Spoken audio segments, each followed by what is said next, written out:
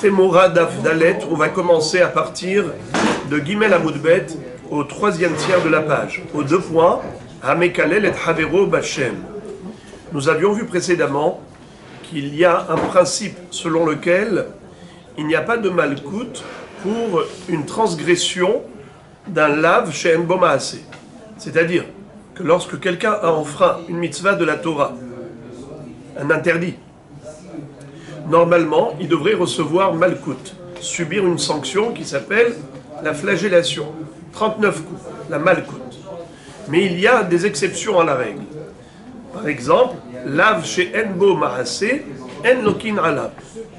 Si on a transgressé passivement le Issour, alors il n'y a pas de malkout, il n'y a pas de sanction dans le tribunal terrestre. Ce n'est que si on a été actif dans cette infraction, on a fait un acte. Mais si on était passif, alors il n'y a pas de malkout. Lav shen bo maase lolokim alav. Comme par exemple, quelqu'un qui n'a pas mangé le Korban Pessah. Il aurait dû le manger. Eh bien, il n'y a pas de malkout. Bien qu'il ait transgressé le lave de l'ototiru mimenu ad boker. Certains disent que c'est parce que c'est lave anita klerasé que la Torah a donné la possibilité de réparer l'infraction par une mitzvah ta'asé. Lave anita klerasé lolokim ala. Quel est le moyen de réparation? En brûlant le reste de viande, en brûlant le notable. S'il reste de la viande de l'agneau pascal après le lever du jour, eh bien, il faudra le brûler plus tard. Et cette mitzvah ta'asé permet de réparer le lave. C'est pour ça qu'il n'y a pas de malkout. Mais d'autres disent qu'il n'y a pas de malkout. Pourquoi? Parce qu'il est passif. Quelqu'un qui n'a pas mangé, n'a pas fait une action d'infraction, il était passif dans sa transgression. Ou bien encore un autre exemple. Quelqu'un qui a laissé du hametz chez lui à la maison. Il le renverse sur l'oyerae et l'oyimatse. Est-ce qu'il reçoit malkout? Non. Pourquoi? Encore une fois, parce que il est passif. Il n'est pas actif. Sauf s'il avait été acheté du hametz, où il a pétri, il a mis de la levure. Dans ce cas-là, il est actif par rapport au hametz. Là, il devrait recevoir malkout. C'est ce que dit le Rambam. En effet, qu'il va recevoir 39 coups. Mais lorsqu'il est passif, il n'y a pas de malkout. Quelles sont les exceptions? On en a vu 3. Première, Mémir. Celui qui fait Tmoura, qui va échanger le korban par une autre bête. Alors dans ce cas-là, bien que ce soit que des paroles, il est Hayav Malkout. Ou bien encore un autre exemple. C'est quoi le deuxième exemple? Faux serment. Nishba la Sheker. Quelqu'un qui a prêté un faux serment, bien que ce soit que des paroles, Hayav Malkout. Troisième exception. Quelqu'un qui a maudit. Quelqu'un qui a maudit l'autre en employant le nom de Dieu, que Akadosh Baruch Hu, il prononce carrément le nom d'Hachem, le nom explicite d'Akadosh Baruch Hu, que Hachem te maudisse. Comme ça, il dit à son ami. Eh bien, Amekalel Havero Bachem, Hayav Malkout. Pourtant, ce ne sont que des paroles, c'est que verbal. Alors, on avait vu la raison de chaque exception. Maintenant, la Gemara veut comprendre pourquoi cette troisième exception. Pourquoi Mekalel Havero Bachem reçoit Malkout? D'où on l'apprend? Minalan, Amar Rabbi Elazar, Amar Rabbi Oshaya, Amar Kra. On l'apprend du passouk suivant. Imlo Tishmor, je vous lis tout le passouk, vous n'avez pas sous les yeux. Imlo Tishmor la'asot et kol divrei haTorah hazot haketuvim basefer hazeh leir'a et Hashem hanichbad ve'hanora hazeh. Akadosh Baruch Hu nous écrit dans la liste malheureusement des malédictions. Veifla Hashem et makotecha. Akadosh Baruch Hu va intensifier les plaies, les coups.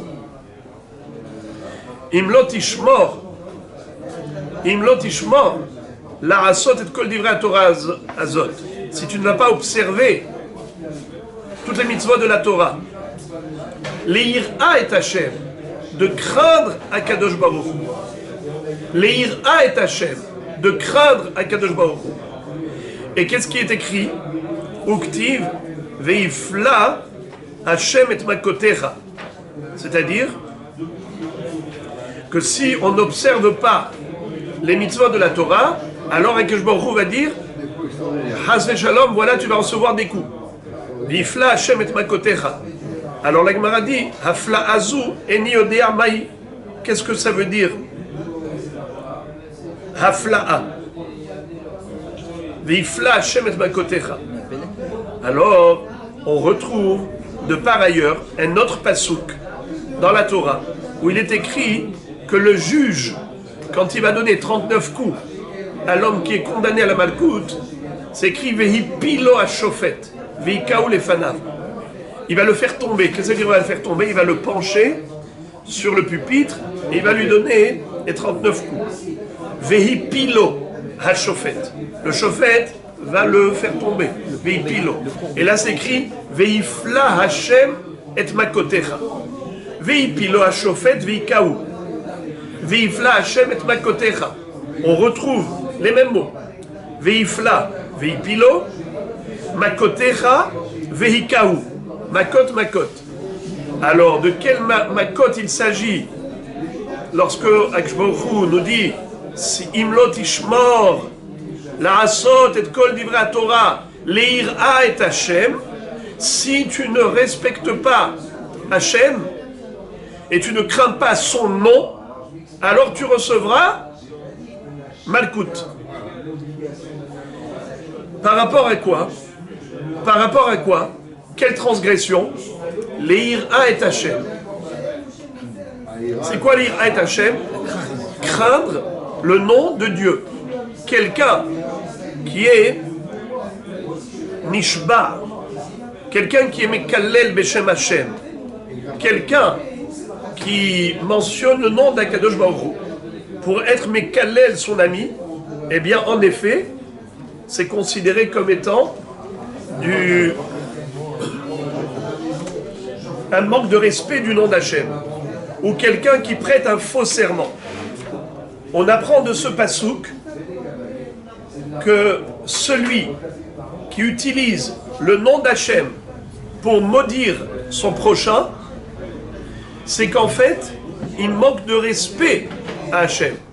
Tu utilises le nom d'Hachem pour maudire ton prochain? Où est la crainte du nom de Dieu? Eh bien, cet homme-là, qui n'a pas eu la ira, l'ira est Hashem, Veifla Hashem et makotecha. Akadosh Baruch Hu le condamne à recevoir les makot, les 39 coups de la malkout dans le Beddin. La Gemara demande, et elle dit, Imar afilu shevurat emet. Question.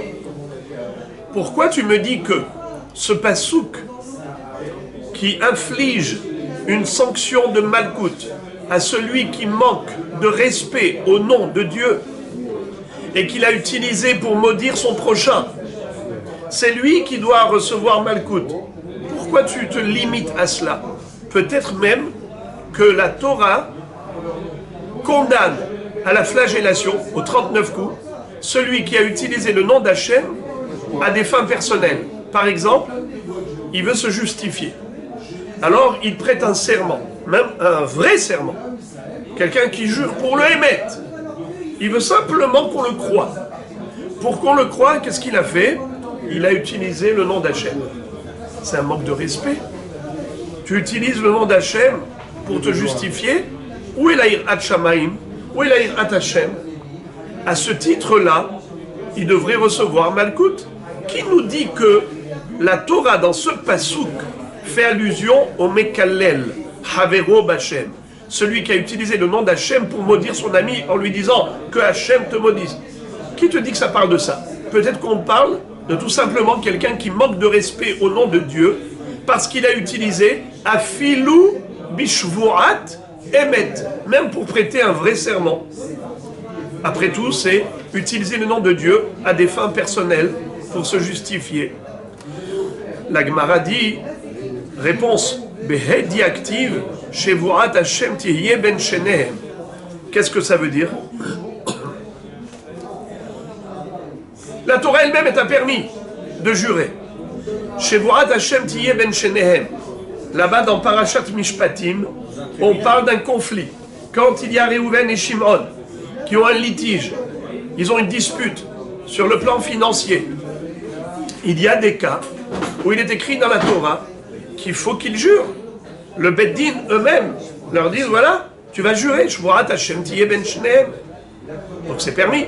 Tu ne peux pas me dire que c'est interdit de jurer. Là, pour le Emet, puisque la Torah a permis. La Gemara dit, peut-être que non. Imour, Hanemile, les Fayes et Travero, Aval Milka, Lilke. Qu'est-ce que ça veut dire? Qui te dit que c'est permis? Shvurat Hashem Tihye ben Shenehem. Que la Torah te donne le conseil de jurer. Pas seulement de conseil, excusez-moi. Pas le conseil. Que la Torah t'autorise de jurer. Peut-être que ce n'est pas une autorisation. Peut-être que c'est une alternative pour cet homme-là de se justifier par rapport à l'autre et s'en sortir au niveau du mammon. Qu'est-ce que ça veut dire? L'autre lui réclame d'argent. Moi, j'ai déposé chez toi 1 million. Rends-le-moi. Il lui dit, on me l'a volé. Moi, je suis un gardien gratuit. On te l'a volé? Je ne te crois pas qu'on te l'a volé. C'est peut-être toi le voleur. Il dit, je te jure qu'on me l'a volé. Et à partir du moment où il a juré, le Beddin dit, ça y est, il est quitte. Shimon, tu ne peux pas lui réclamer de l'argent, ça y est. Shevurat Hashem Tihye ben Shenehem. Il jure au nom d'Hachem. Oui, il jure au nom d'Hachem. Alors peut-être que c'est juste une alternative, une porte de sortie pour s'acquitter au niveau du paiement. Par rapport à son haver, il est méfaillé cette havero bishvoa. Il a voulu se justifier, il a réussi. Il est quitte, dans le sens où il n'est plus hayav de payer. Parce que l'autre ne peut pas lui réclamer, il n'a pas de preuve qu'il ne s'est pas fait voler. Au contraire, il a juré qu'il s'est fait voler. Mais ce n'est pas pour autant que c'est permis de jurer. Il y a Roliyot, que ce monsieur, après avoir juré, il va recevoir 39 coups. Il ne va pas payer 1 million, mais il va recevoir 39 coups. Pourquoi? Parce qu'il a juré. Mais il a juré Be'emet. Il a juré pour le Emet. C'est vrai qu'il s'est fait voler. Il jure qu'il s'est fait voler. Pourquoi tu donnes 39 coups? Parce qu'il a utilisé le nom d'Hachem à des fins personnelles. Pour se justifier. C'est un manque de respect du nom d'Hachem. Donc il y a deux relations. Relation avec son ami, relation avec Hachem. Dans ton rapport à Dieu, tu as manqué de respect. Dans ton rapport à l'autre, tu t'es acquitté. Alors, qui te dit qu'il n'y a pas de 39 coups pour Shevurat Emet? C'est pas parce que la Torah t'a dit Shvurat Hashem Tihye ben Shenehem et qu'il va s'acquitter vis-à-vis de son prochain, qu'il est quitte vis-à-vis d'Hachem. Peut-être que vis-à-vis d'Hachem, il n'est pas quitte. Et où est son infraction? Où est son infraction, Mskin? Qu'est-ce que tu veux qu'il fasse? Il ne pouvait que jurer. Qu'est-ce que tu voulais qu'il fasse? La Gemara dit, il pouvait faire autre chose. Quoi? Il pouvait payer. Ça veut dire quoi? Même si on t'a volé, maintenant on t'a volé. Alors, il y a deux possibilités. Soit tu payes et tu ne jures pas. Mais on m'a volé, qu'est-ce que tu veux que je fasse? Malgré tout, tu n'as pas d'autre choix. Qu'est-ce que tu veux faire? Tu vas jurer? Tu vas manquer de respect à Hachem? Il vaut mieux que tu perdes de l'argent plutôt que de manquer de respect à Hachem. C'est comme quelqu'un, il voit Shabbat, le feu en train de brûler son argent. Est-ce qu'il a le droit d'éteindre le feu? Non.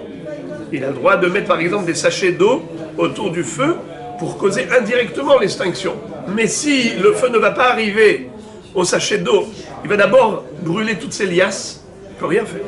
Il ne peut rien faire. Ça veut dire que tu n'as pas le droit d'éteindre le feu Shabbat. Tu vas perdre l'argent, mais rien ne vaut une mitzvah de la Torah. Tu ne vas pas faire une avéra pour sauver ton argent.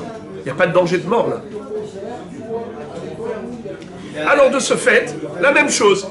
Tu peux jurer au nom d'Hachem et tu ne payes pas, ou bien tu peux payer et tu ne jures pas au nom d'Hachem. Quelle est la différence entre les deux situations? La différence, c'est que là, c'est vrai que ta poche, elle va subir, mais au moins tu auras du respect pour Akadosh Baruch Hu. Ou bien le contraire, tu manques de respect à Hachem, tu utilises son nom pour te justifier et tu as protégé ton portefeuille. Qu'est-ce qu'il vaut mieux? Peut-être que Béhémet, en effet, techniquement parlant, en jurant au nom d'Hachem, tu t'es acquitté vis-à-vis de ton ami. Tu as sauvé ton portefeuille, mais tu as lésé le kavod d'Hachem. Et de ce fait, tu mérites 39 coups. Peut-être que c'est ça le pirouche de la Torah. Ça se tient. Qui te dit qu'il n'y a pas de malkout dans Shvurat Emet? La Gemara répond Lo matzit amart ubishmot dehaktiv ubishmot ishaveya. Il y a un autre passouk qui dit ubishmot ishaveya. La possibilité de jurer au nom d'Akadosh Baruch Hu pour du Emet, c'est accordé. C'est accordé. Akadosh Baruch Hu lui-même te dit tu as le droit de jurer pour le Emet en mon nom. Ubishmo tishaveya. Donc il n'y a pas de malkout pour Shvurat Emet. La Gemara dit mais non. Peut-être que ce pasouk Ubishmo tishaveya ne parle que d'un cas précis, à savoir quel cas? Le cas de Nishba'in à la mitzvot. Haou miba'il elekderav. De'am Rav Gidal amarav. Minayin shenishba'in lekayem et ha-mitzvot. Sheneemar. Nishba'ti va'kayema. Lishmor mishpete tzidkecha. Qu'est-ce que ça veut dire? Rav Gidal nous dit au nom de Rav que c'est bien de faire une shevoura pour s'engager à accomplir une mitzvah. Par exemple, quelqu'un a du mal à venir tous les jours au Daf Yomi. Qu'est-ce qu'il fait? Il dit, je jure que je vais venir toute cette semaine au Daf Yomi. Je jure que je vais venir tout ce mois-ci, ou toute cette année. Ça l'oblige, ça l'engage. Et ça s'appelle les arouzé nafché. C'est quoi les arouzé nafché? Pour l'aider à venir. Pour se donner des forces et se stimuler, se motiver. Se motiver à faire du bien. Comme ça, maintenant qu'il a juré, il ne peut plus faire marche arrière. Puisque c'est pour une mitzvah.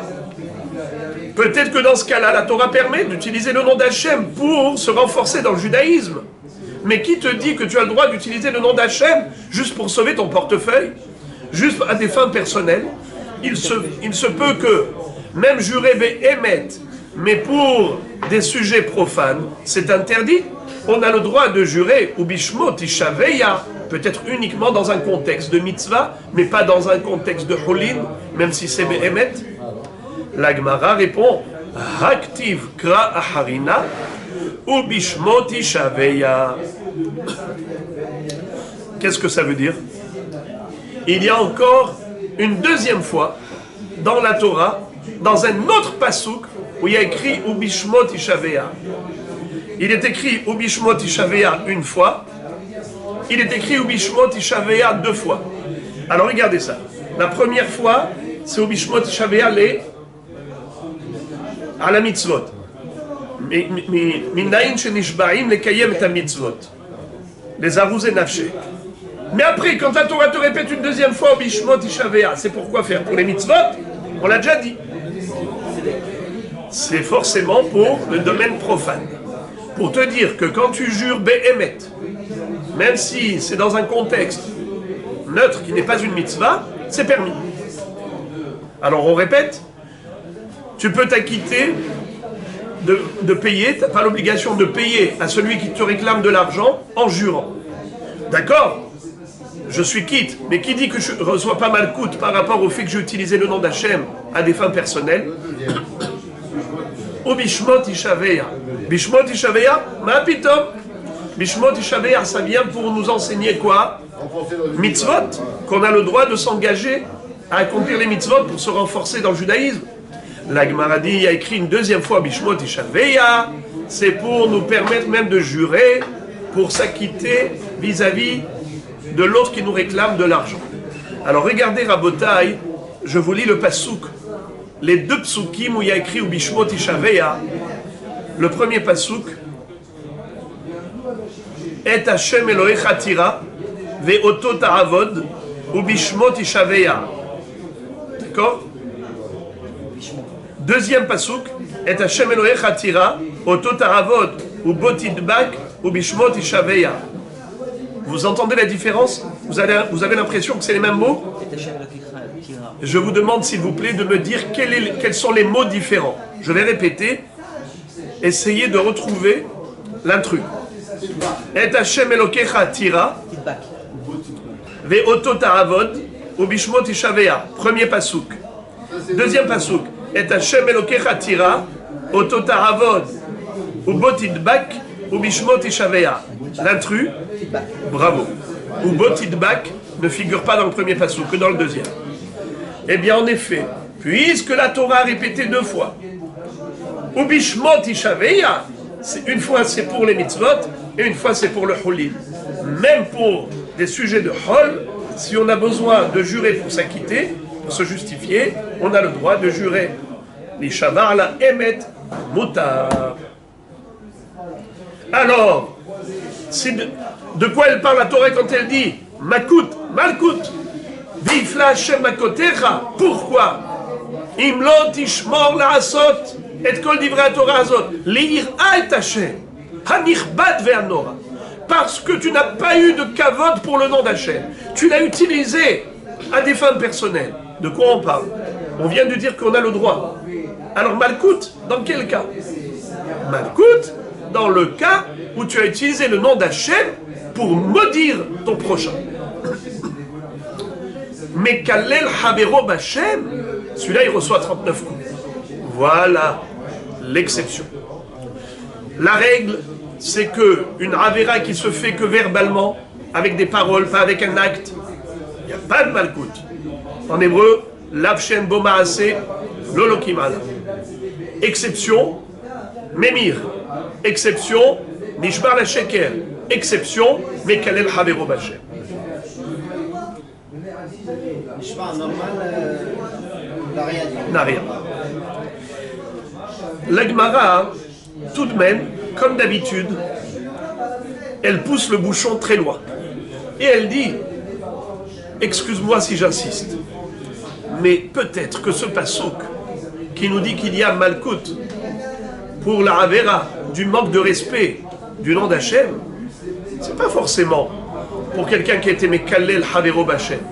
Peut-être quelqu'un qui tout simplement a mentionné le nom d'Akadosh Baruch Hu en vain. Motzi Shem Shamaim Levatala. D'accord? Pas pour maudire son ami. Motzi Shem Shamaim Levatala. Mais peut-être que Mekalel, il n'y a pas de Malkout. Motzi Shem Shamaim Levatala, il a Malkout. Mais Mekalel Havero B'Hachem, peut-être qu'il n'a pas de Malkout. La Gemara dit Migara Mekalel Havero B'Hachem, Mimotzi Shem Shamaim Levatala. C'est-à-dire, au contraire, qu'elle va Homer. Si déjà Motzi Shem Shamaim Levatala reçoit 39 coups, à plus forte raison, Mekalel Havero B'Hachem. Pourquoi? Motzi Shem Shamaim Levatala, c'est neutre. Mais que celui qui se sert du nom d'Hachem pour faire en plus une Avera, de maudire l'autre, maudire un Ben Israël, Kalva Homer qui doit recevoir Malkout. Alors je ne comprends pas ta question. Qu'est-ce que tu voulais dire? Peut-être que le Passouk, il vient pour donner Malkout à Motzi Shem Shamaim Levatala.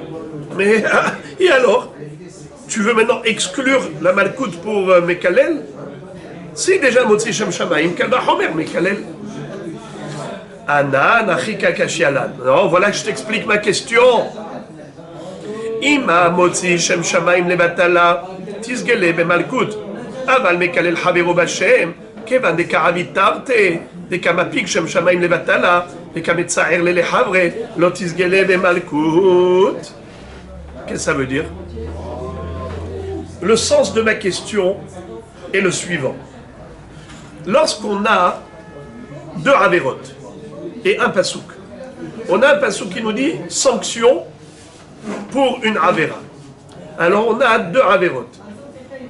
Une Avera moins grave, une Avera plus grave. Par exemple, ici, Motzi Shem Shamaim Vatala, quel Avera il fait? L'Otissa et Shem Hashem Elokecha, Lachav. Ne mentionne pas le nom d'Hachem en vain. Celui qui est Mekalel Havero B'Hachem, qu'est-ce qu'il fait? Deux choses. Il mentionne le nom d'Hachem en vain, et en plus, il est Mekalel en Ben Israël. On n'a pas le droit de maudire un Ben Israël. Lotekalel Heresh, Venasi Be'amecha Lotaor. D'accord? Assour d'être Mekalel en Ben Israël. Alors, lui, qu'est-ce qu'il fait? Non seulement ça, qu'il est Mekalel, mais en plus, il utilise le nom d'Hachem pour être Mekalel. Il aggrave son cas. Il fait deux Averot en même temps. Shem Shamaim, la Shav, et en plus, il est Mekalel. Alors, je peux te dire que lorsque la Torah a dit qu'un homme pareil, qui a prononcé le nom d'Hachem à des fins personnelles, mérite Malkout, qui a mentionné le nom d'Hachem, Levatala, mérite Malkout, c'est Dafka si c'est Levatala. Mais si c'est Mekalel, il n'y a pas de Malkout. Comment ça se fait? Je vais t'expliquer pourquoi. Il y a des Averot qui sont tellement graves qui n'ont pas de kapara dans ce monde. On l'a déjà dit hier que celui qui reçoit une sanction dans le Beddin Shel Mata, il est dispensé de la sanction du Beddin Shel Ma'ala. Il y a des gens qui font des petites avérotes, ici on les frappe, ici on parfois même la peine capitale, mais leur neshama quand elle arrive là-haut, mitatan zoi kaparatan. Ou bien la malkout, les 39 coups, quand c'est une avéra normale, 39 coups, kapara. Même s'il était hayav karet, hayve kritout chez la coup, nifteru mide kritatan. C'est extraordinaire. L'effet de la sanction du tribunal terrestre, c'est qu'elle purge la peine. Elle est pure la faute. Il n'y a plus rien. Il n'y a plus de dette vis-à-vis d'Hachem. Mais il y a des avérots tellement graves que Akadosh Baruch Hu ne donne pas la chance de recevoir dans ce monde l'épreuve qui va purger la peine, qui va effacer la faute. Malheureusement, cet homme va arriver là-haut sans aucune sanction en bas parce qu'il ne méritait pas la kapara, c'était trop grave ce qu'il a fait. Alors la sanction l'attend là-haut. Alors la Gemara dit, peut-être que Mekalel Havero B'Hachem, comme c'est très grave, parce qu'il a aggravé son cas en doublant la gravité de la faute. Il est Mekalel Havero, et en plus B'Hachem. Alors, celui-là, il ne mérite pas de kapara. Celui qui a juste mentionné le nom d'Hachem, mais il n'a pas été Mekalel, lui mérite la malkout. Mais celui qui a doublé sa faute, peut-être qu'il ne mérite pas de kapara dans ce monde, donc il n'aura pas de malkout. Il arrivera après 120 ans là-haut, et il aura des comptes à régler.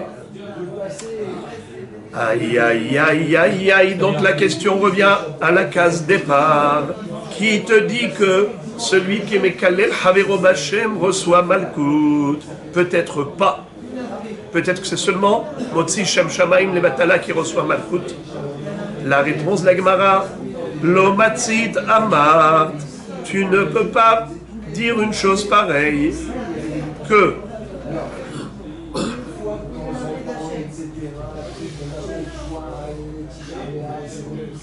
celui qui est Mekalel, il ne reçoit pas malkout. C'est pas possible. Pourquoi? Dirtiv, Lo Tekalel Heresh. Ve'yamart lekalel et Havero, Azharate Meacha. Dirtiv lo tekalel heresh. Pardon. Dirtiv lo tekalel heresh. Iyamar bishtama lekalel havero. Azharate meacha lo tekalel heresh. Ela iyamar motzi shem shamaim levatala. Azharate mehecha. Qu'est-ce que ça veut dire? Nous avons une règle. Une règle. En onshin. Ela imken mazhirin. Traduction. La Torah n'inflige jamais de sanction à quiconque s'il n'y avait pas d'abord un avertissement, c'est-à-dire un interdit. Il y a forcément d'abord le lave, l'interdiction, et ensuite le ronesh. Jamais tu ne vas trouver dans la Torah un ronesh direct. Celui qui fait ça, il reçoit un ronesh. C'est pas possible. Il y a forcément d'abord une interdiction, assout de faire ça. Et après on te dit, et si tu as fait ça, tu reçois telle sanction. Alors, la Gemara dit, qu'est-ce que tu me proposes? De dire que la malkout, pour le manque du respect de nom d'Hachem, ne revient pas à celui qui est Mekalel Havero Hachem, mais uniquement à celui qui est Maskir Shem Shamaim Levatala. Belle question, mais écoute-moi ma réponse. Peux-tu me dire où est le Issour de Shem Shamaim Levatala? Où est-ce qu'il est le lave? Le lave, l'autre Issa et Shem Hashem Elokecha Lashav, ça c'est Shvoa. Mais juste, quelqu'un qui ne fait pas une Shvoa, Maskir Shem Shamaim Levatala, pas Bishvoa. Alors d'où il a sa Azhara? Est-ce que tu as un lave? Il n'y a pas de lave. Par contre, le Mekalel, il a un lave. L'interdiction du Mekalel, c'est Lotekalel Heresh. Tu n'as pas le droit de maudire un sourd, même un malentendant, qui lui n'entend rien, il n'est pas vexé. Tu n'as pas le droit de le maudire. À peu près raison de quelqu'un qui est vexé quand tu le maudis. D'accord? Lotekalel Heresh. Et d'ailleurs, il n'y a pas que le Heresh. Il y a même Nasi Be'amecha Lotaor. Comme dit Rashi. Rashi dit que nous avons dans l'échelle hiérarchique le Nasi, le Melech. Tu n'as pas le droit d'être Mekalel le Melech. Tu n'as pas le droit d'être Mekalel le Heresh. Heresh, c'est un malheureux. Il est malentendant. Il n'entend rien. D'accord? Et tu as le niveau supérieur, le roi. Entre les deux, tu as tout le monde. Entre le Heresh, qui est en bas de l'échelle, entre le Melech, qui est en haut de l'échelle, entre les deux, tu as tout le monde. Tu n'as pas le droit de maudire un juif. Si tu maudis, sanction. Alors là, on peut comprendre. L'azhara, lotekal el Heresh, ou bien Nasi be'amecha lotaor, le Onesh, veifla Hashem makotecha, veipilo hashofet veikaou lefanav, malkout. Mais, par rapport à quelqu'un qui est juste maskir Shem Shamaim Levatala. D'accord?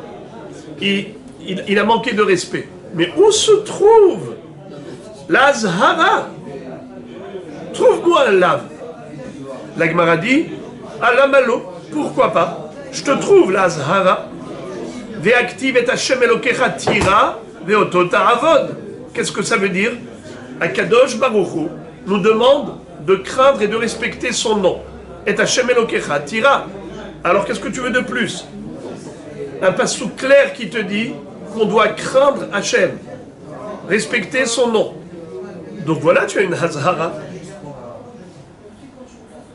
La Gemara répond, elle dit non, Aou, Azharat Asehu. Ça ne s'appelle pas une Azhara. Il y a, pour que ce soit une Azhara, un avertissement qui entraîne une sanction de Malkout, il faut obligatoirement que ce soit un interdit qui a été formulé de manière négative et pas de manière positive. Ça veut dire l'ota'ase. Mais ici, c'est une mitzvah ta'ase. Crains Dieu. Et Hashem Elokecha tira. Il n'y a pas de malkout pour un ase. Il y a un malkout que pour un lave. Vous savez d'où on l'apprend? Dans Parashat Kitetse, lorsque la Torah a parlé de malkout, elle a juxtaposé un lave, un interdit, lequel? L'otahsom shor bedisho. Lorsque tu vas battre le grain de ta récolte avec le bœuf qui va tirer, qui va battre le grain, parce que vous savez comment ils faisaient à l'époque.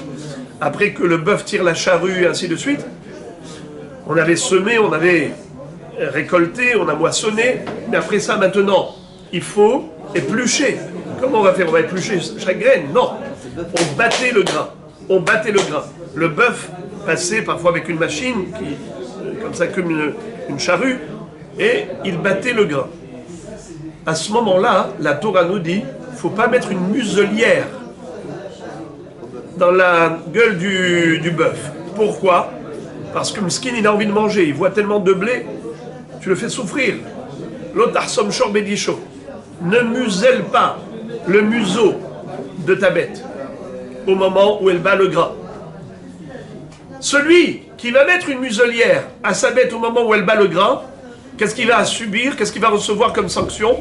Malkout. puisque juste à côté, la Torah a juxtaposé le sujet de Malkout. Alors, nous disons comme ça.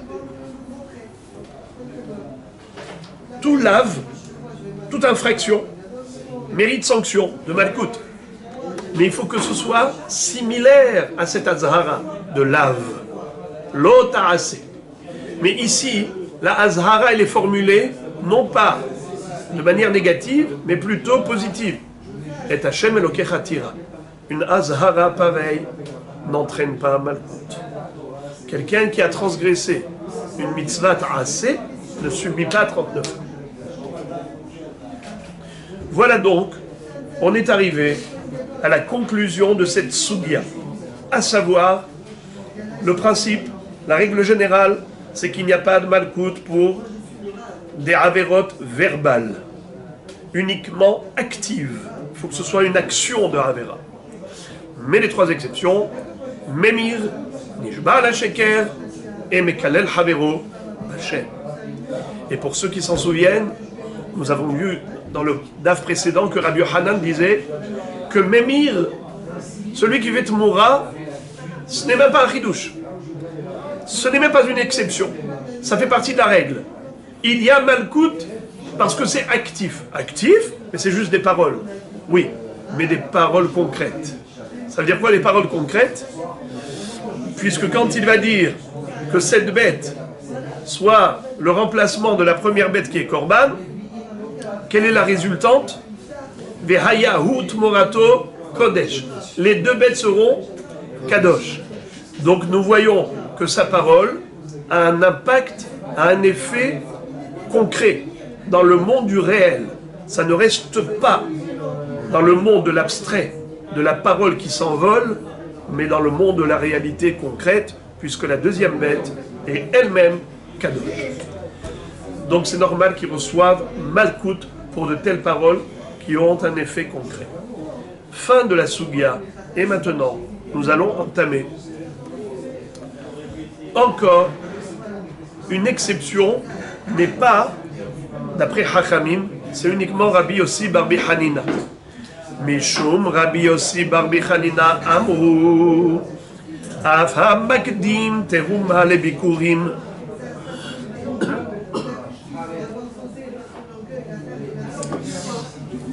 Rabbi Yossi Bar Bi Hanina n'est pas d'accord avec les Hachamim qui n'ont trouvé que trois exceptions.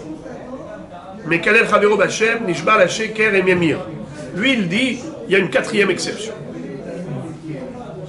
Celui qui est Makdim, celui qui a inversé l'ordre des prélèvements. Normalement, quelqu'un qui a récolté des fruits en Eretz Israël se doit d'offrir, de prélever de ses fruits plusieurs sortes de prélèvements.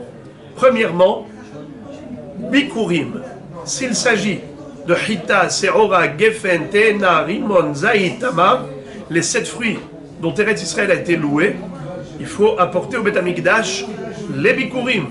Il apporte sa corbeille de fruits, des prémices. Ensuite, il faut qu'il prélève la terouma et qu'il donne au Kohen. Hachamim ont fixé Mida Benonit 2%. Sur chaque 50 kilos, 1 kilo. 100 kilos, 2 kilos, 2%.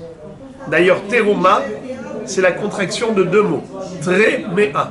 Tre, c'est 2, mea, c'est 100, 2%. Terouma, tre, mea. C'est une allusion à la takana de Hachamim.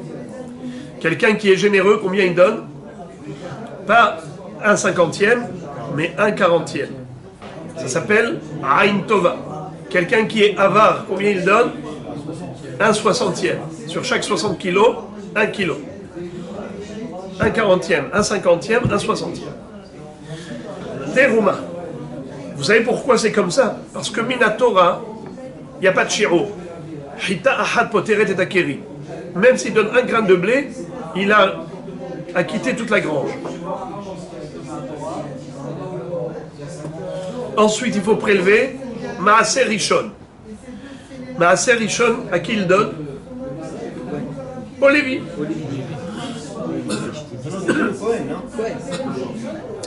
Terouma au Kohen. Maaser Rishon au Lévi. Comment? Alors 10%. Regardez comment ça marche. J'ai 100 kilos. Sur 100 kilos, je vais donner combien au Kohen de Terouma? 2 kilos sur 100 kilos. Combien il me reste? 98. 9,8 au Lévi. Combien je vais donner au Lévi? 10% de ce qui reste. C'est-à-dire 9 kilos 8. Combien il me reste maintenant? 90 kilos. Il faut prélever Maaser Sheni. Maaser Sheni, c'est combien? 10% de ce qui me reste, de 90 kilos, c'est 9 kilos. 9 kilos Maaser Sheni. Qu'est-ce que je fais avec ces fruits? Je les monte à Yerushalayim pour les manger là-bas. Si c'est trop lourd, trop loin, on transfère la Kedusha sur de l'argent. Cet argent, on le monte à Yerushalayim et là-bas, on achète de la nourriture, des produits alimentaires qu'on mangera à Yerushalayim. En fait, le résultat, 20% de la TVA. On n'a rien inventé aujourd'hui. Sauf que ça va toujours au tribunal, enfin l'État. Je ne sais pas comment c'est restitué. Parfois, le Maaser Ani remplace le Maaser Sheni. Ça veut dire qu'au lieu de monter ses fruits à Yerushalayim et les manger là-bas, soi-même ou ses amis, eh ben on donne aux pauvres. Maaser Ani, on donne aux pauvres. Alors, juste, je rappelle, vous le savez que pendant la Shemitah, on n'a pas le droit de travailler la terre. Les fruits sont hefker, abandonnés. Est-ce qu'il faut prélever quelque chose? Non. Puisque les fruits sont hefker, il n'y a aucun prélèvement. Tous les prélèvements, ce n'est que pendant les 6 années agricoles. Entre une Shemitah et l'autre, on a 6 ans. Le Yovel, pareil, c'est comme la Shemitah. La 50e année, c'est comme la Shemitah. Donc la Shemitah, c'est une année où on laisse la terre en jachère et on abandonne les fruits. Il n'y a aucun prélèvement qui s'impose par rapport à la récolte. Il n'y a que 6 années d'agriculture.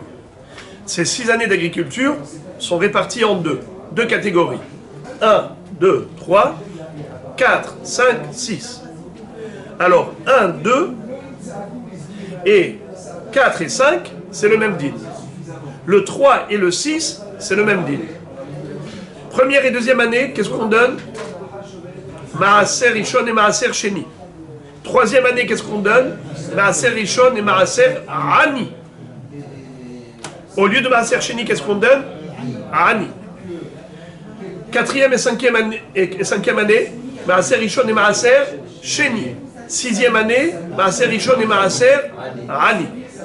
Pour se rappeler, rappelez-vous, Aveda, go. Aveda, go. C'est quoi Aveda? Aleph, Bet, Dalet, He. Aleph, Bet, c'est 1, 2. Dalet, He, c'est 4, 5. Go, Gimel, Vav. Gimel, c'est 3. Vav, c'est 6. Aveda, c'est Maaser Sheni.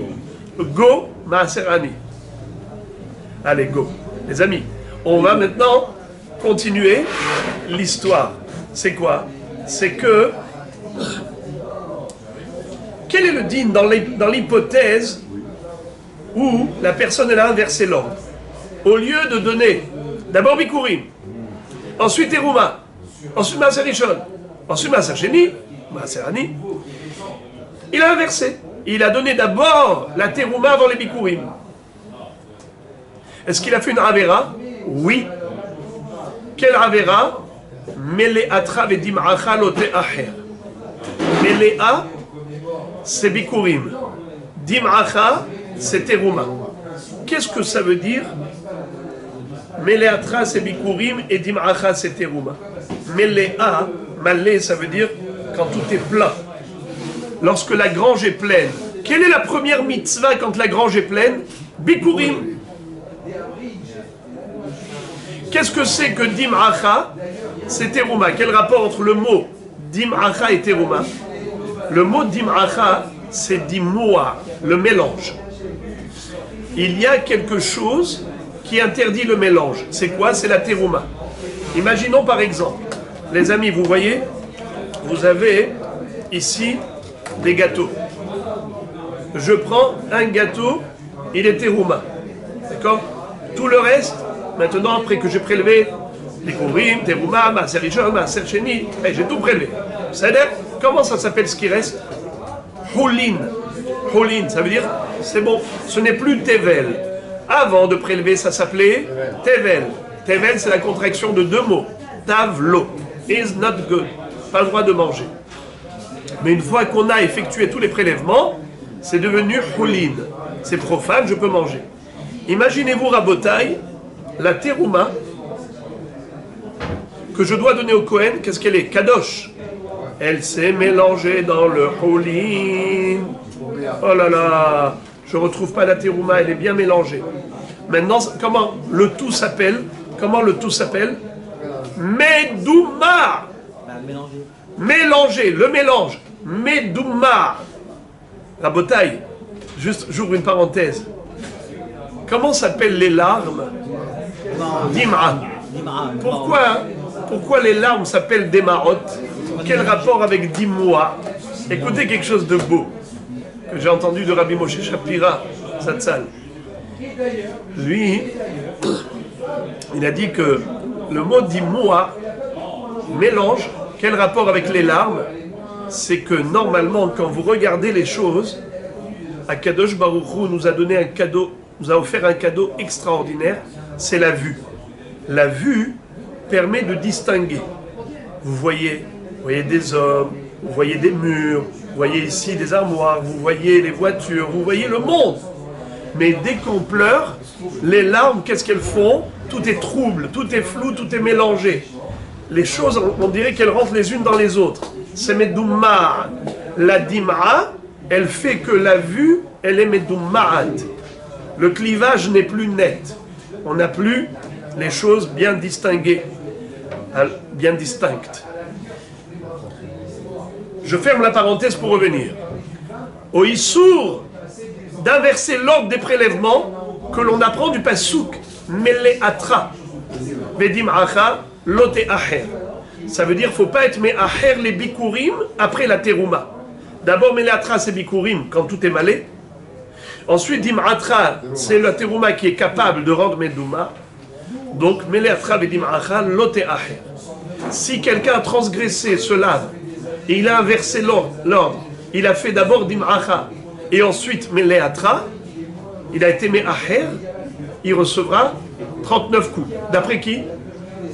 Rabbi Yossi Barbi Hanina. Et ça, c'est une exception. Vous allez me dire, mais je ne vois pas l'exception. C'est normal, c'est un acte. Il a prélevé, c'est actif.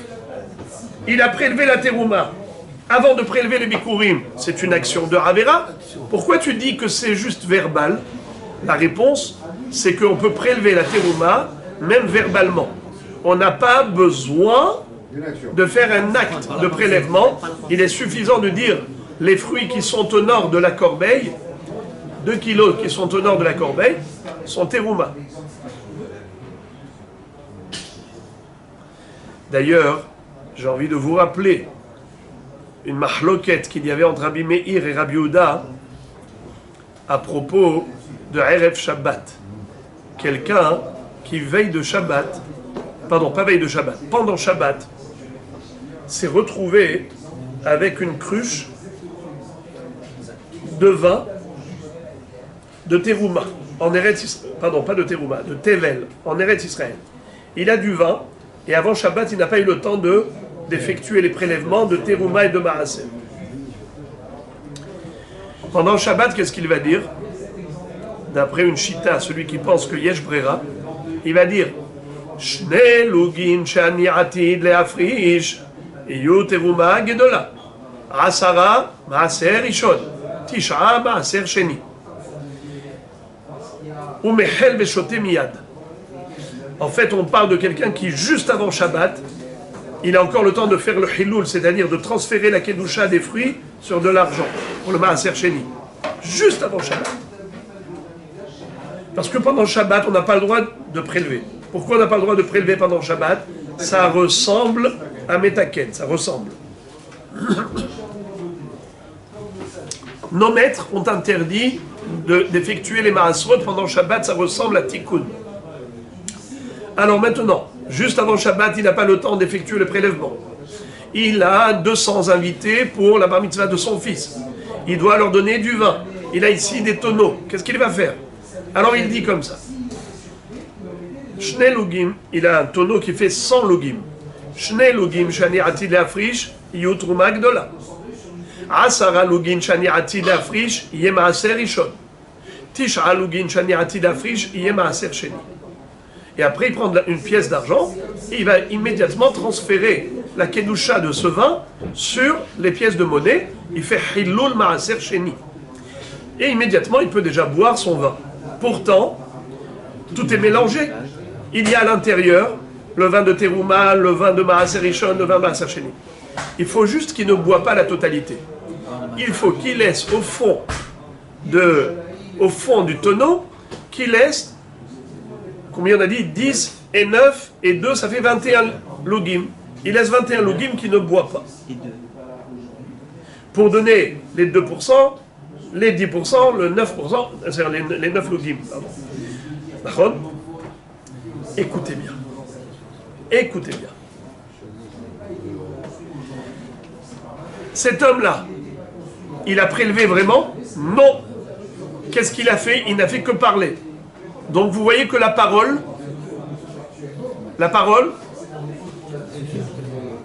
a fait que cet homme a pu faire la terouma. D'accord? Qu'est-ce qu'on nous dit? Pour cette parole, s'il a inversé l'ordre, eh bien, quel est le din? Il est loqué.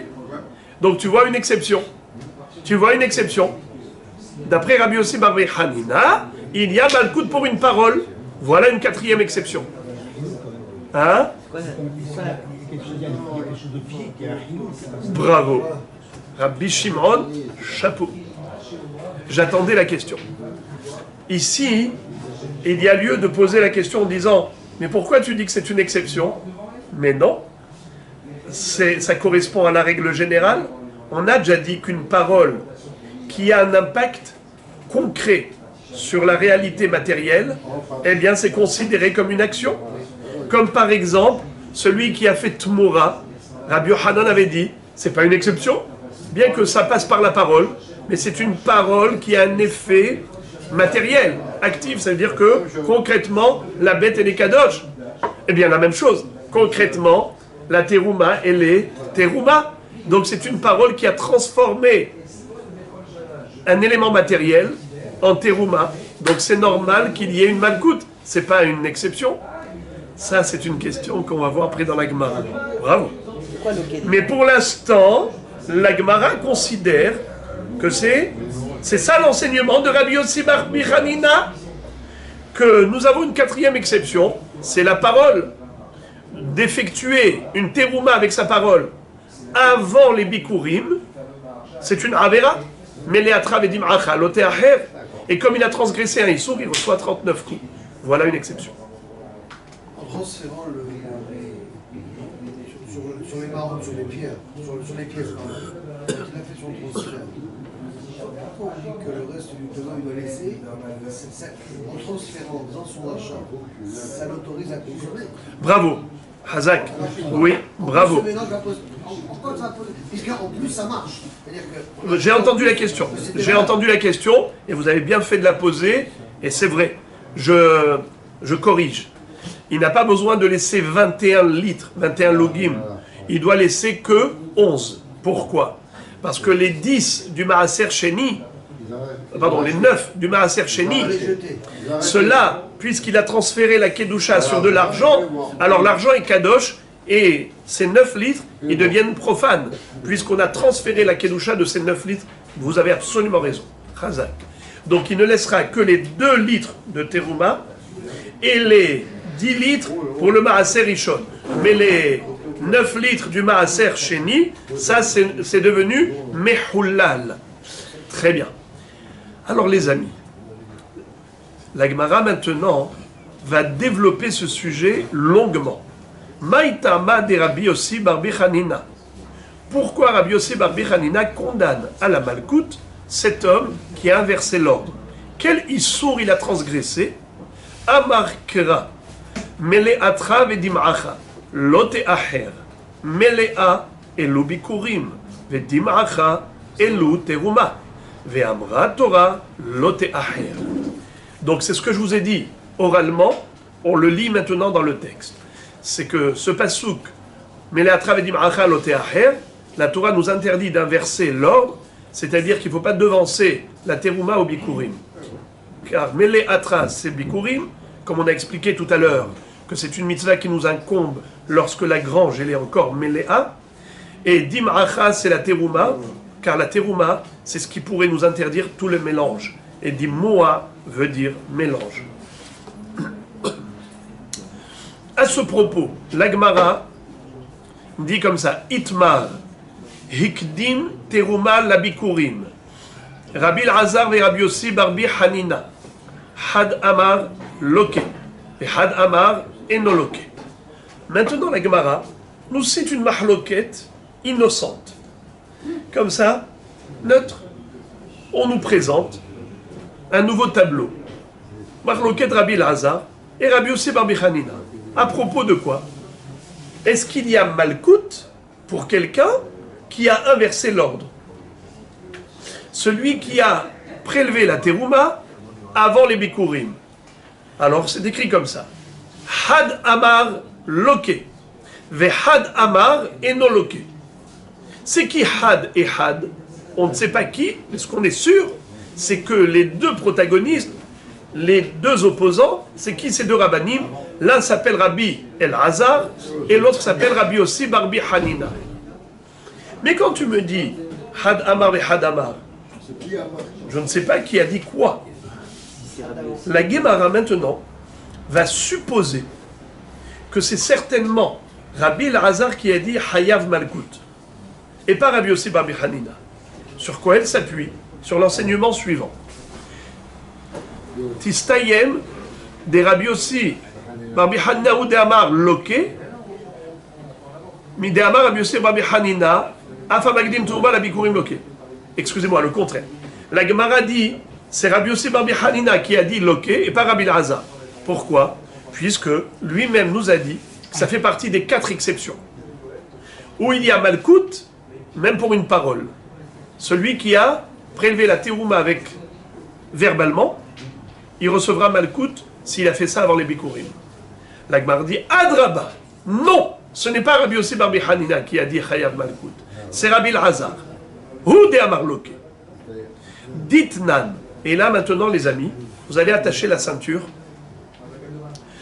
parce que nous allons aborder un sujet extrêmement complexe par rapport au prélèvement de la terouma de 2 corbeilles différentes. Regardez ça.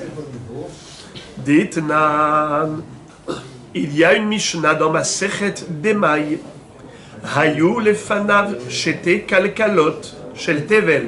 Si quelqu'un avait devant lui 2 corbeilles de fruits tevel. Tevel, ça veut dire des fruits non prélevés. Ve amar. Et le propriétaire de ces fruits va dire Maaser shelzo bazo. Regardez ici, vous avez 2 calcalotes. Vous regardez? Bon, je vais appeler celle-là, le vert, je vais l'appeler 1. Et l'autre, je vais l'appeler 2. D'accord? À chaque fois que je vais dire 1, c'est ce vert, ensuite 2. Regardez. J'étais calcalote chez le Tevel. Amar Maaser shel zo bazo. Le Maaser des fruits de celui-là du 1 se retrouve dans la corbeille 2. Harishona me'oseret. En effet, tout va bien. Combien il y avait ici? 10 kilos. Il fallait prélever 10 kilos. Eh bien, il y a ici 1 kilo. Pardon, il faut prendre 1 kilo. Il y a ici 1 kilo parmi ces 10 qui sont maaser. Harishona me'useret. Et donc maintenant, je peux consommer la totalité de ce qu'il y a dans cette corbeille. Dans la corbeille 1. Les mêmes fruits. Des oranges et oranges. Harishona me'useret. Très bien. Maintenant, deuxième cas. Shelzo bazo, veshelzo bazo. Dans le premier cas, qu'est-ce qu'il a dit? Shelzo bazo. Point à la ligne. Harishona me'useret, c'est clair. Maintenant, quel est le din? S'il a complété sa phrase, il a dit veshelzo bazo. Le maaser des fruits que je dois prélever de la deuxième, parce que la deuxième aussi, elle est tevel, je n'ai pas prélevé. Alors, qu'est-ce qu'il veut faire? Combien de fruits il y a ici? Encore 9 kilos. Oui, mais dont un qui est. Alors il voudrait que ces 9 kilos qui restent, qui sont Tevel, il voudrait prélever là-dessus 900 grammes. Et il dit que ces 900 grammes, au lieu de les prélever d'ici, je voudrais les prélever de l'autre Kalkala, de la corbeille 1. D'accord? Shelzo, Bazo, la corbeille 1. Écoutez le din. Harishona me'oseret, ve'asheniya ena me'oseret. La première corbeille, la 1, oui, tout est cachère. Mais la 2, non. Pourquoi, les amis? Pourquoi ça reste Tevel? Pourtant, il a dit Veshelzo Bazo. Comme la première, elle est cachère, parce que tu dis que le maaser de la première, du 1, se trouve dans la corbeille 2. Pourquoi, quand il dit Veshelzo Bazo, et que le maaser de la 2 soit réalisé par les fruits de la 1, pourquoi est-ce que tu me dis que ça ne marche pas? Réponse. Nous avons une règle. En me'asrin mina hayav, mina patour à la hayav. Rak mina hayav à la hayav. C'est-à-dire, des fruits qui sont tevel, on peut les prélever pour acquitter des fruits qui sont tevel. Mais des fruits qui sont déjà maaser, qui sont déjà me'osarim, qui ne sont plus tevel, ne peuvent pas servir au maaser. Puisque ce monsieur, quand il a dit que de la corbeille 1, que les prélèvements qui s'imposent à la corbeille 1 se réalisent dans les fruits, par les fruits de la corbeille 2, ça marche. Donc maintenant, tous les fruits de la corbeille 1 sont cachers. Comment ça s'appelle ces fruits-là? Ils sont patours. Ils sont patours. Ça y est. Est-ce qu'il y a un chiyuv de trouma de maaser? Non. Ça y est, on a déjà effectué. Puisque tous ces fruits sont patours, je ne peux pas les utiliser pour prélever les maasrot, troumot et maasrot d'une corbeille qui est hayaf. En tormine, mina patour à la hayaf. Et la tormine, mina hiyuv à la hiyuv. C'est la raison pour laquelle, quand il a dit ces deux phrases, il a dit Maasrotem, comment il a dit? Maaser Shelzo, Bazo.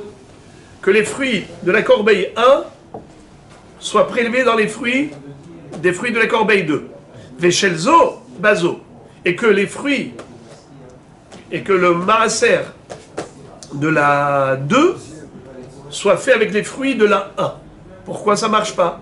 Car les fruits de la 1, ils sont pas tours. Les fruits de la 2, ils sont hayab. Comment tu veux prélever des fruits de la 1 pour les fruits de la 2? C'est plus possible. Très bien. Ensuite, Maaseroté. Maintenant, troisième cas de figure.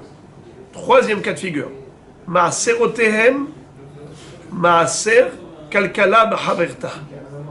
Kara et Hashem. Répétons. La phrase, s'il vous plaît, elle est un peu compliquée. Maaserotehem, Maaser Kalkala Behaverta. Kara et Hashem. Vous pouvez répéter, s'il vous plaît?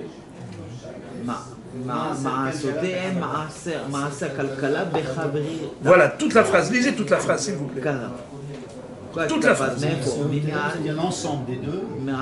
Mais lisez-le dans le texte. Non, toute la phrase. Toute la phrase. Ne me lisez pas un mot avant ou un mot après la phrase. Lisez-moi que la phrase, s'il vous plaît. Zéou. Et après, encore, Kara et Hashem. Très bien. Alors je répète toute la phrase. Maaserotehem. Maaser kalkala behaverta, Kara et Hashem. Cet homme-là, il a employé le maaser au pluriel. Il a dit Maaserotehem. C'est-à-dire le maaser de la kalkala 1 et de la kalkala 2. Ne dites pas 2. Maaserotehem au pluriel. De la 1 et de la 2. Ah, ok. D'accord? Maaserotehem. Les deux maaserot, de la kalkala 1 et de la kalkala 2. Maaser shel Zubazo. Qu'est-ce que ça veut dire? Maaser kalkala behaverta. Il veut que simultanément les maaserot de chaque corbeille se retrouve dans l'autre. Ça veut dire qu'au lieu de prélever le maaser de cette corbeille séparément des fruits de la corbeille, je prends d'ici 1 kilo pour acquitter les 10 kilos, et d'ici 1 kilo pour acquitter les kilos, il dit non. Il dit je veux que le 1 kilo que je dois prélever d'ici soit prélevé de l'autre, et que le 1 kilo de l'autre soit prélevé d'ici. Mais il n'a pas dit ça en 2 temps. Simultané. Il a dit ça simultané. C'est pour ça qu'il a dit au pluriel. Maaserotehem. Maaser shel. Maaser kalkala behaverta. Maaser kalkala behaverta. Kara et Hachem. Traduction. Kara et Hachem.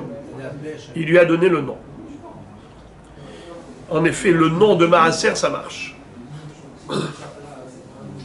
Ici, on a Maaser. Ici, on a Maaser. Ici, le Maaser qu'on a ici, c'est pour ses fruits. Le Maaser qu'on a ici, c'est pour ses fruits. Il n'a pas eu le temps de lire sa tour. Très bien. C'est ça en fait. Bravo. Il n'y a pas de pâteau. Bravo. Le problème dans les cas précédents, c'est quoi? C'est qu'il était, pour la deuxième kalkala, il est Maaser, mais il n'a pas de tour à la Hayav. C'est pas possible. Mais ici, comme c'était simultané, donc les deux, ils étaient Hayav. Puisque les deux, ils étaient Hayav, il n'y a aucun souci. Est-ce qu'il peut prendre celle de le paquet, les deux Maaserot? C'est ce qu'il a fait. Il a pris par là et par là. Oui, alors qu'est-ce que vous vous demandez? Je voudrais, il a 1 kilo par là et 1 kilo par là, il prend 2 kilos et il prend le 10% d'un sel. Oui, il peut aussi. C'est-à-dire, il les considère une seule. Là, il n'y a aucun problème. C'est les mêmes fruits. C'est facile.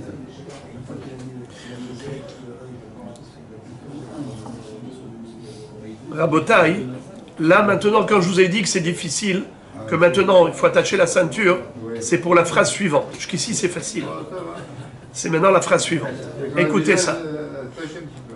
Ve'itmar, Rabbi Elazar Amar, Loke, Mi pene sheikdim, Maaser sheni sheba, le Maaser rishon, shebehaverta. Qu'est-ce que ça veut dire? Il vient, il dit, tu sais quoi? Hayav Malkut. Rabbi Elazar, il vient, il te dit, dans ce cas, il est Hayav Malkut. Mais Léatra Vedim Achalote Acher. Il a été Magdim, Maaser Sheni ou Maaser Rishon. Vous savez que Maaser Rishon, il a à l'intérieur de lui Teruma. Ah bon? Bravo.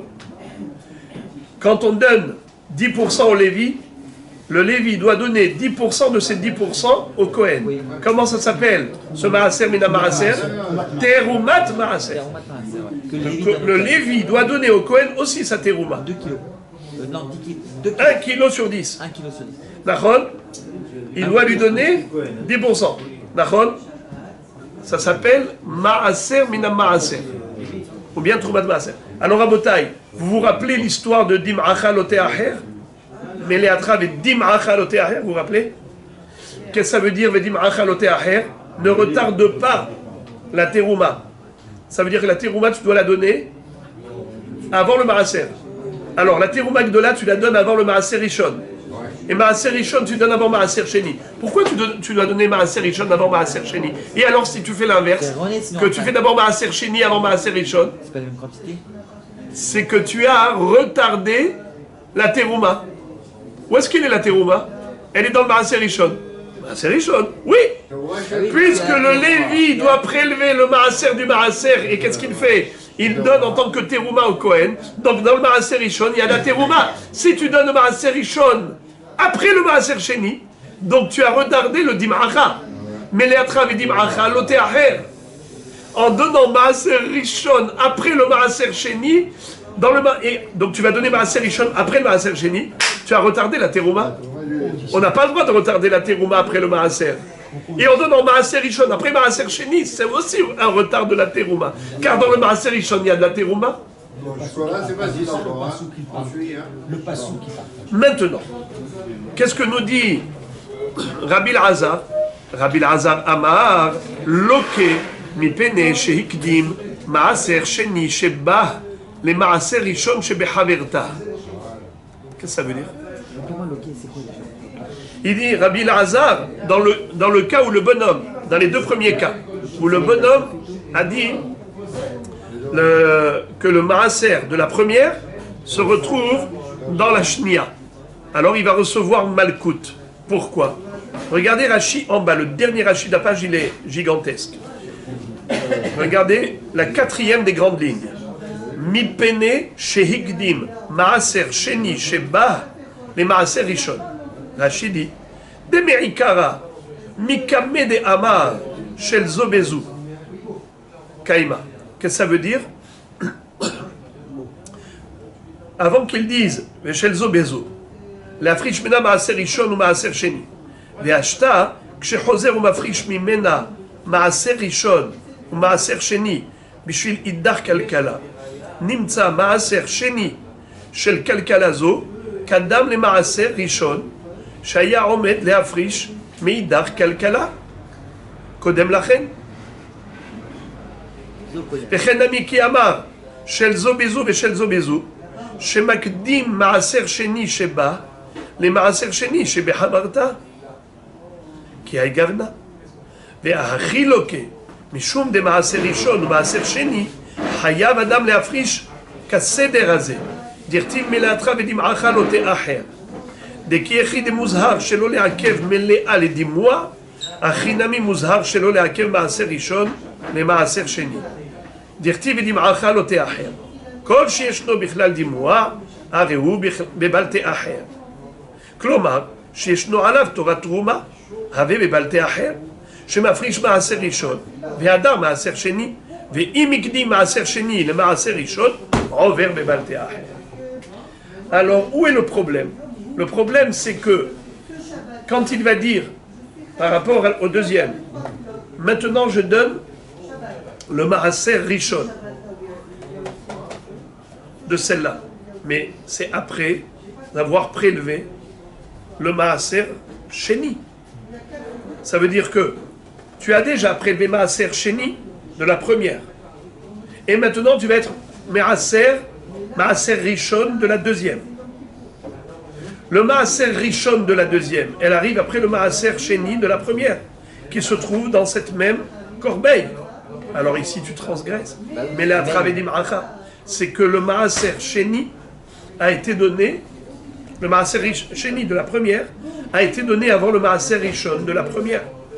Et maaser rishon de la première, qu'est-ce qu'il a dedans? La terouma. Donc la terouma de la deuxième, dans cette corbeille que tu vas prélever maintenant, arrive après le maaser sheni de la première. Alors maintenant la Gemara nous dit Rabbi Elazar, c'est lui qui a dit, Rabbi Elazar, c'est lui qui a dit loqué. Alors, la Gemara fait la déduction suivante. Si Rabbi Elazar, c'est lui qui a dit loqué, ça veut dire que Rabbi Yossi Rabbi Hanina a dit énoloqué. Ça veut dire que Rabbi Yossi Rabbi Hanina a dit énoloqué. Alors la Gemara dit, et là Rabbi Yossi Rabbi Hanina a dit amar loqué. Je comprends. Lima kashia de Rabbi Yossi Barbi Hanina de Rabbi Yossi Barbi Hanina. Alors quoi? Rabbi Yossi Barbi Hanina s'auto-contredit. Puisque hier, qu'est-ce qu'on avait appris? Il y avait 4 exceptions d'après Rabbi Yossi Barbi Hanina. Qu'on est Hayav Malkout pour une parole. Pas seulement dans Memir, Nishba, la Sheker et dans Mekalel Havero Bachem, mais même quelqu'un qui a fait quoi? Hikdim. Trouma la Bikurim. Higdim Trouma la Bikurim. Quelle avéra il a faite? Comment il a fait ça? Avec une parole. Avec une parole. Donc Rabbi Yossi Barbi Hanina, qu'est-ce qu'il dit? Loqué. Alors pourquoi maintenant tu fais dire à Rabbi Elazar loqué? Donc forcément c'est qui dit énoloqué? Rabbi Yossi Barbi Hanina qui a dit énoloqué. Alors qu'est-ce qu'il dit Rabbi Yossi Barbi Hanina? Un jour il dit loqué, un jour il dit pas loqué? Je comprends pas. La Gemara dit, non, il n'y a pas de contradiction. Rabbi Yossi Barbi Hanina apetora ka'e. Ve'achika amar. Lav shen bo ma'asen lokin alav. Umishum Rabbi Yossi Barbi Hanina amru. Af Magdim Teruma, la Bikurim, Enoloke. Umaishna Memar Delake, Mishum de Bediburo Asamaase, Magdim Truma, la Bikurim, Namelilke, Mishum de Bediburo Asamaase. Amarabi Avin, Shane Atam de Lav Shenitakle Aseu, Dirtiv, Mikol Matenotechem Tarimu. Qu'est-ce que ça veut dire? Il y a ici un hidouche révolutionnaire. La Gemara ici est en train de renverser totalement la vapeur. Ça fait des jours que nous répétons. Rabbi Yossi bar Bechanina rajoute une quatrième exception. Il y a Hiyuv Malkut pour une parole, même si ce n'est pas une action. Quelle parole? Celui qui a été Magdim Teruma la Bikurim, avec sa parole, il a dit Zé Teruma, alors qu'il n'a pas encore prélevé les Bikurim. D'après Rabbi Yossi bar Bechanina, Hayav Malkut. Maintenant, qu'est-ce qu'on a dit? Juste le contraire. Rabbi Lazar Omer Hayav Malkut. Rabbi Yossi bar Bechanina dit Patou mi Malkut. Mais alors il se contredit? Il dit non, il ne se contredit pas. C'est que tout simplement tu ne l'avais pas compris. Je vais t'expliquer ce qu'il voulait dire. Rabbi Yossi bar Bechanina, qu'est-ce qu'il a dit? Il a dit 3 mots. Af Hamakdim Teruma le Bikurim. Toi tu as cru qu'il est venu dire Af, rajouter sur les exceptions. Non, il est revenu rajouter sur la règle. La règle, c'est quoi? Kol lav yamalkut. C'est quoi? Pardon. Kol lav shenbo maase, kol lav shenbo maase, enbo malkut. C'est quoi l'exception? C'est quoi l'exception? Les 3 exceptions. Il y a 3 exceptions. Memir, Nishba la Sheker et Mekalel Haviro Bachem. Arrive Rabbi Yossi bar Hanina, il dit Af. Quoi Af? Af. Makdim, Teruma la Bikurim. Que quoi? Qu'il est Chayav Malkut comme les exceptions, ou bien qu'il n'est pas Chayav Malkut comme la règle? C'est quoi ce haf? C'est quoi ce haf? Voilà. Nous, on a cru que Rabbi Yossi bar Bechanina, quand il a dit haf, il vient rajouter sur la liste des exceptions. Que quoi des exceptions? Comme il n'y a pas de malkout pour Mémir, il y a pas de... Pardon, il y a malkout pour Mémir, il y a malkout pour Nishba Bachem, Nishba la Sheker, et pour Mekalel Haviro Bachem. Alors il y a malkout aussi pour Magdim Teruma la Bikurim. C'est pas la même autoroute, il n'y en a pas. Au contraire, il a dit Af. Af qui n'a pas de malkout. Comme les Lav Shenbo Maase, il n'y a pas de malkout. Magdim Teruma la Bikurim, il n'y a pas de malkout. La Gemara dit... Alors écoutez ça, c'est trop beau. La Gemara rebondit immédiatement, elle dit ah bon? Il n'y a pas de malkout? Je ne comprends pas. Rabbi Yossi bar Bechanina ne veut pas lui donner une malkout. J'ai vraiment un gros problème. Tu veux savoir c'est quoi mon problème? Mémir, il y a malkout ou il n'y a pas de malkout? Il y a malkout. Pourquoi il y a malkout? Pourtant c'est une parole. Bravo! Car la parole de Tmoura change la nature de la bête. Une bête qui était profane, elle est devenue elle-même Kodesh grâce à la Tmoura. En disant, celle-là, elle sera à la place de celle-là, et bien même la deuxième, elle est Kadosh.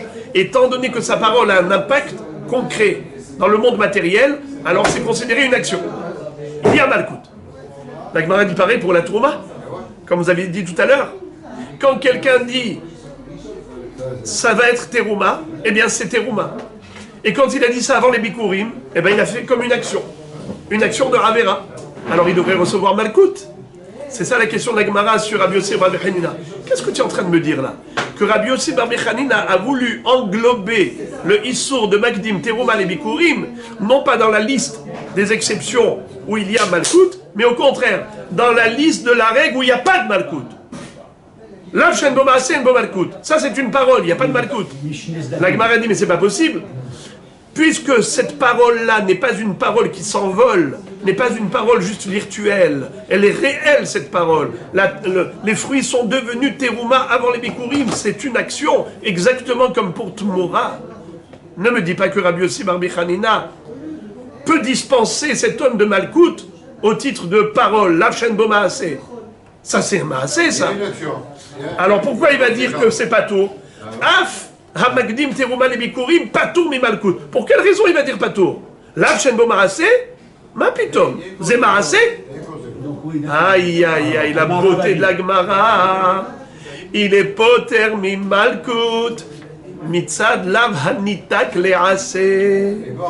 Pas par rapport à la dispense générale de passivité. On a déjà dit que quelqu'un qui est passif n'a pas de malkout. Qui est-ce qui reçoit malkout que quelqu'un qui est actif? C'est pas à ce titre-là qu'il a dispensé. Il a dispensé parce que la Torah a donné une possibilité de réparer le lave par un assez.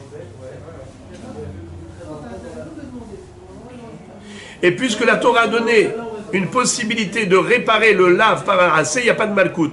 Nous connaissons la règle. La règle est la suivante.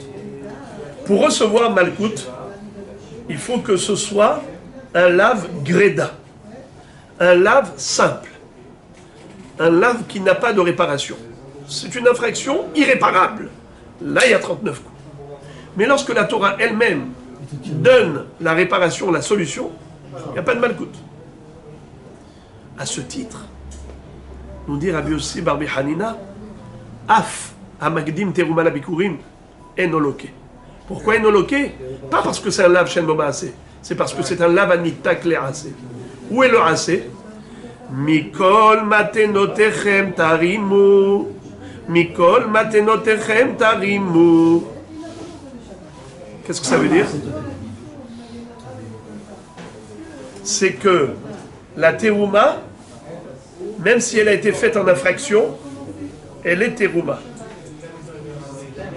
Même si elle était achère. Bravo. Même si elle a été faite bi-ihour, malgré tout, elle est terouma. Ça veut dire que, étant donné que la Torah nous dit Mikol matenotechem tarimu et kol terumat Hashem, Hiyuv shel mitzvat hazeh lahzor ou leafrish truma gdola mikol aperot, lachen en lokim alav. Ça veut dire que quand la Torah nous donne une mitzvah assez qui répare le lot assez, il n'y a plus de malkout. Voilà donc. Alors ici, on dit comme ça, quelque chose de très beau. Quelque chose de très beau. C'est vrai que c'est pas pachout. Où est-ce qu'il est le assez qui répare le lave? Alors il explique comme ça, que le assez qui répare le lave, c'est le maaser mina maaser. Lorsque la Torah dit au Lévi, c'est vrai que le Israël, Mahaboul, il a donné la terouma avant le bikurim, mais ensuite il t'a donné le maaser. Toi, de ce maaser, tu dois prélever la terouma et la donner au Kohen. Toi aussi, tu as une mitzvah assez, de prélever dans l'ordre. Tu dois donner la terouma au Kohen. Le Israël n'a pas le droit de donner maaser sheni Au Lévi avant le Kohen. Bravo. Non, maaser sheni à Jérusalem, de prélever maaser sheni avant de donner au Lévi. Attendez, Maaser Sheni, c'est ça. Il a donné au Lévi d'abord, non? Il doit donner au Lévi d'abord. Il n'a pas le droit de prélever maaser sheni avant maaser rishon au Lévi. Pourquoi? Parce que là-dedans aussi il y a la terouma, maaser mina maaser. Étant donné qu'il y a encore une notion de mikol maaserotechem tarimu terouma, du maaser de matanot qu'il a reçu, il doit encore prélever la terouma, maaser mina maaser. C'est une mitzvah assez qui vient après le lave. Mitzvah assez qui vient après le lave répare le lave. Ça veut dire que de la même façon qu'il y a une notion de mitzvah assez par rapport au maaser rishon et maaser sheni, c'est ce qui fait qu'il n'y aura pas de malkout pour la préséance qu'on a donnée à la terouma avant Bikurim. La Torah veut que dans les prélèvements, il n'y ait pas de malkout. C'est pour cela qu'elle a donné le mitzvah assez. Alors maintenant, la Gemara arrive à cette conclusion que Rabbi Yossi Barbi Hanina dispense de malkout un homme qui a interverti, un homme qui a inversé l'ordre, peu importe que ce soit terouma avant Bikurim, que ce soit maaser rishon avant terouma, soit maaser sheni avant maaser rishon. n'y a pas de malkout. Pourquoi? Ça rentre dans le cadre de la vanita klease en lokim alav. Répétons, la vanita klease en lokim alav. Maintenant, la Gemara pose une question bombe. Yativ ravdim iveka amar le hashmata. Amar le abaye. Chol la vanita klease lo lake. Veha memer. De lav shenita klease hu velake. Dit nan lo she adam rachai le amir. Et là, sheim hemir mumar. Vesofeg et arba'im. Qu'est-ce que ça veut dire? Comme vous avez hier soulevé, Rabbi Shimon, vous avez soulevé hier une bonne idée. La Gemara dit que il y a quelque chose d'incompréhensible. Comment se fait-il que la Mishnah nous ait dit que celui qui a fait Tmoura reçoit Malkout? Mais pourtant, c'est la vanita klease. Pourquoi? Parce qu'il est écrit, faut pas échanger le korban. Faut pas donner une bête profane à la place de la bête korban. Lo yahalifenu velo yamirenu. C'est lave. Maintenant, ce monsieur, qu'est-ce qu'il a fait? Il a transgressé le lave. Il a dit, je voudrais que cette bête remplace cette bête. Quand il a dit ça, qu'est-ce qu'il a fait? Une avera de lo yahalifenu velo yamirenu. Très bien. La Torah, qu'est-ce qu'elle dit? Vehaya im hamer yamir oto. Vehayahu utmurato kodesh. Vehayahu utmurato kodesh. Résultat, les deux bêtes seront sanctifiées. Les deux seront sacrées. La Gemara dit, ça aussi, c'est un lavanita klease. Lo yahalif et lo yamir. Résultat, im yamir, shnehem kadosh. Il dit ça aussi. Je ne comprends pas pourquoi il y a Malkout. La Mishnah nous a dit Sofeg et Arba'im. C'est incompréhensible. Tu viens de me dire que Rabbi Yossi Bar Bichanina est poter, celui qui aimait Aher Bikurim après Teruma. Pourquoi il n'y a pas de Malkout? Parce que c'est Lavanita Klease. Quel assez? Mikol Matenotechem Tarimu. Eh bien, même Mémir, je ne comprends pas pourquoi est-ce qu'il y a un lave. Pourquoi est-ce qu'il y a un Malkout sur ce lave? Pourtant, c'est Lavanita Klease. Alors, 2 secondes. La Gemara répond Haveleu tre lavé ve had ase. Velo ate had ase ve akar tre lavé. La Gemara répond parce qu'ici il y a un seul ase et 2 lavim. Lo yahalifenu velo yemirenu. Lo yahalif velo yamir. Ne pas échanger, ne pas changer. Alors, puisque la Torah t'a écrit 2 laves, mais ensuite le racé, il n'y en a qu'un seul. Alors, admettons qu'il y en a un qui a éliminé, qui a compensé l'autre. Mais il te reste le deuxième qui n'a pas de compensation. Alors il y a Malkout par rapport au deuxième. Sur le verset du Malkout, je ne comprends pas quelque chose. Il y a marqué Lo yahalifenu velo yamirenu. C'est la même chose. Lo yahalifenu, c'est avec de l'argent. Lo yamirenu, c'est avec une bête. La Gemara maintenant, donc, elle est arrivée à cette réponse qui nous a permis donc de comprendre ce que disait Rabbi Yossi Bar Bichanina. Quand il a dit Af, comment on appelle ça? Ame'aher, Bikurim, Hare Teruma, Chayav Malkut.